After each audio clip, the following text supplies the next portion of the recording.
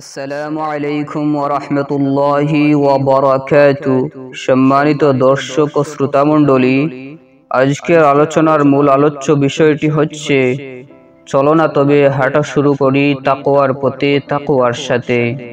আসুন তাহলে সেই প্রসঙ্গকে সামনে রেখে সংক্ষিপ্ত আকারে কিছু বলার চেষ্টা করি।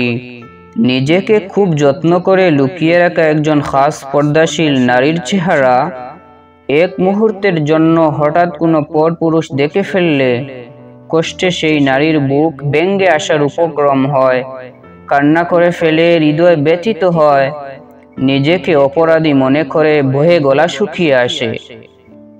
আর যার কারণে ক্ষণিকের জন্য এই পর্দা নষ্ট হয়েছে তার উপর মেজাজ খারাপ হয়, গুনাহ হয়ে গেল কিনা, পবিত্রতা নষ্ট হলো কিনা, এই অনুশোচনা বোধ থাকে ভিতরে ভিতরে ফুরিয়ে মারে। যদিও অনিচ্ছাকৃত ভাবে এক মুহূর্ত বেপর্দা অবস্থায় পরপুরুষের চোখের সামনে পড়লে তাতে গুনাহ লেখা হয় না। অপরদিকে বেপর্দা চলাফেরা করা কোনো নারীকে হাজার হাজার পুরুষ কত শত দিন দেখেই চলেছে, তবুও তার কলিজায় নেই কোনো ব্যথার অনুভূতি, নেই কোনো কষ্টের চাপ, নেই কোনো অনুশোচনা বোধ। হাসতে হাসতে স্বাচ্ছন্দ্য চিত্তে অনবরত করে যাওয়া কবিরা গুনাহ তার গুনাহের অনুভূতিকেই নষ্ট করে দিয়েছে। সে যে দিনে দিনে নিজেকে শাস্তির জন্য প্রস্তুত করে চলেছে, এটাই তো সে বুঝতে পারে না।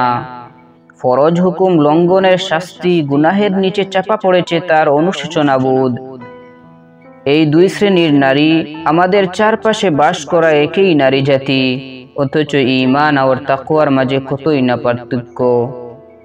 প্রথম শ্রেণীর নারী যে হতে পেরেছে সে কতই না সৌভাগ্যবান। আমরা কেন সৌভাগ্যবানদের খাতারে দাখিল হতে পিছিয়ে থাকবো কিসের আশায়? চলো না তবে হাঁটা শুরু করি তাকওয়ার পথে তাকওয়ার সাথে।